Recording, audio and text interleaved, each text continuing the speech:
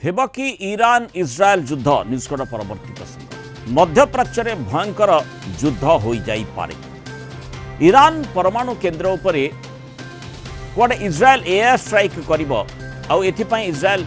बड़ प्रस्तुति करुछि एभली गुइंदा तथ्य गुइंदा सूचना अमेरिकार हस्तगत होइछि। गाजा इज्राएल युद्ध जारी रहिछि और इस समय इज्राएल एभली पदक्षेप नेले मध्यप्राच्य भयंकर भाव में अशांत हो परमाणु डील नहीं ईरान सह एणे कूटनैतिक स्तर में अमेरिका उद्यम जारी रखिछि और यही समय ईरान परमाणु केन्द्र उपरे हमला पाई इज्राएल प्रस्तुत होउछि एभली तथ्य अमेरिका इंटेलिजेंस हाथ में लगी।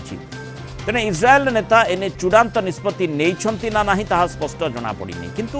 इज्राएल स्ट्राइक करने संभावना यथेष्ट अधिक बोली चर्चा होछि। इज्राएल लड़ई रे हमास को समर्थन और सहयोग करुछि ईरान। हमास इज्राएल लड़ई आरंभ होगा पर ईरान और इज्राएल मध्य यहाकु नहीं उत्तेजना लगी रही। तेणु तार प्रतिफलन सीधा सड़क एयर स्ट्राइक आम देखिपारू कि ता द्वारा गोटे पुणी बड़ युद्ध हो पारे कि ईरान उपर जदि एयर स्ट्राइक करा जिवो ईरान तो चुप बसिब ना। ए संपर्क अधिक आलोचना करबा अंतर्जातीय व्यापार विशेषज्ञ डॉक्टर निहारंजन दास जोड़ी। डॉक्टर दास स्वागत करबा आलोचना को। आउ गोटे युद्ध आरंभ होगा जाउछि कि जार गुइंदा सूचना वर्तमान अमेरिका निकट रही जो भली भाव में इज्राएल ईरान उपरे एयर स्ट्राइक करि पारे एभली सूचना एभली गुइंदा तथ्य अमेरिका अधिकारी हाथ में लगी। जो परिस्थिति वर्तमान इस्राएल अच्छी इस्राएल आप देखिए 2 दिन भाव यूरोप प्रमुख राष्ट्र विरोध प्रकट कर जो गोटे प्रकार अनुप्रवेश जो परिस्थिति अच्छी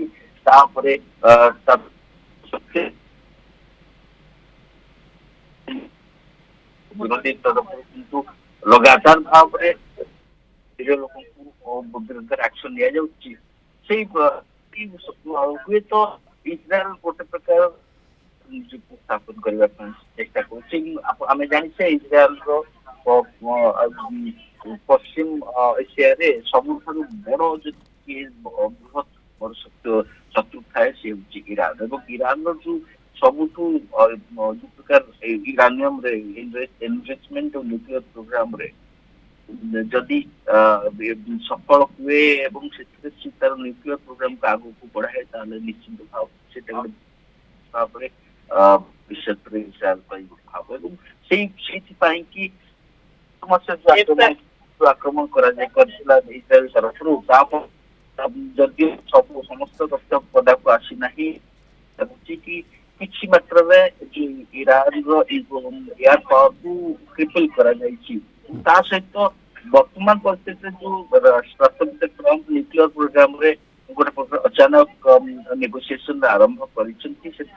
इस्राएल को लगी जदि गोटे कौन प्रकार परिस्थिति इस्राएल को ईरान को किसी प्रकार रिहाती दिया जाए इस्राएल ईरान को रिहाती दिया आमे जेमति जानिछे जे लगातार भाव में इस्राएल रो जो वारफेयर रही गाजा रे जो युद्ध जारी रही से क्षेत्र में अमेरिका सबुबले सहायतार हाथ इज्राएल सहित रखी से भितर आमे जदि देखिबा जो माने जो परमाणु अस्त्र कथा उभय परमाणु अस्त्र संपन्न राष्ट्र इज्राएल एवं ईरान किंतु जो नॉन प्रोलिफरेशन ट्रिटी एनपीटी से इज्राएल सिग्नेटरी नुहे किंतु माने एपटे 1968 रे ताकू ईरान साइन करिछि। तेणु से दृष्टिकोण इज्राएल टिके माने अधिक वेटेज रे रहउछि कि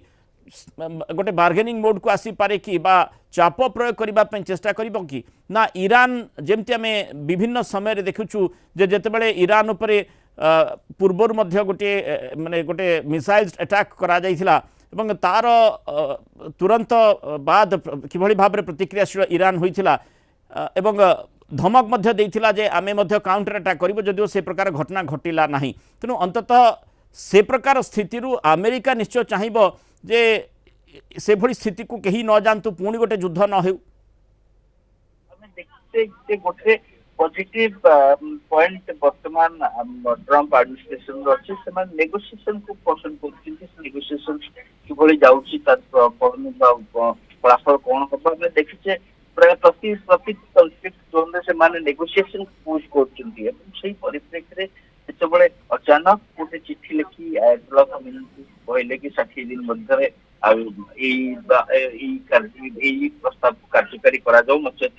अमेरिका तरफ आक्रमण करा जीवो एवं ता परवर्ती समय रे प्राय मासे रु अधिक समय धरी गोटे प्रकार नेगोशिएशन जारी रही कि जदि गोटे प्रकार से स्टॉक ठीक अच्छी से परिप्रेक्षी वर्तमान लागुना कि अमेरिकार अचानक ईरान उपर आक्रमण करिबो किंतु कथा होछि अमेरिका चाहूछि समस्त प्रकार यूरेनियम एनरिचमेंट को ईरान प्रत्याहार करू एवं से सिविलियन यूज पे हो पासे मिलिटरी यूज पे हो किंतु ये अमेरिकार दोमुहा नीति देखा जीव नहीं तो कारण गोटे पटे इज्राएल को समर्थन अन्य पटे ईरान सहित अमेरिका जो परमाणु डील करने कथा कहुच्छी से बाबद कूटनैतिक स्तर में चर्चा जारी रही गोटे पटे ईरान को बुझेबा चेष्टा होची अन्य पटे इज्राएल अटैक करने एयर स्ट्राइक करने प्रस्तुत होची ये अमेरिका प्रायोजित दोमुहा नीति नुहे तो अस्वीकार करहबनी किंतु जदि भविष्य कौन प्रकार आक्रमण nuclear installation Iran nuclear installation पर करा जाए ताले बिना अमेरिकार सहायतार संभव नुहे आम जाचे जे अमेरिकार गल्फ कंट्री किभली बड़ बड़ कतार सब बड़ एयर बेस बा मिलिटरी बेस रही सहित यूए अच्छी सब बेस गुड़िक जो भाव में आर बिना सहायतार केबे भी इज्राएल तरफ आक्रमण करें कारण मीडिया रिफ्युएलिंग सहित कहुच्छी कि ईरान तरफ माटी तले एत गभीरतार तार न्यूक्लियर इक्विपमेंट रखा जाइछि सीधा ध्वंस करने एत सहज नुहे बिना अमेरिकार अस्त्र शस्त्र सेटा गोटे प्रकार बड़ आस्पेक्ट एवं जदि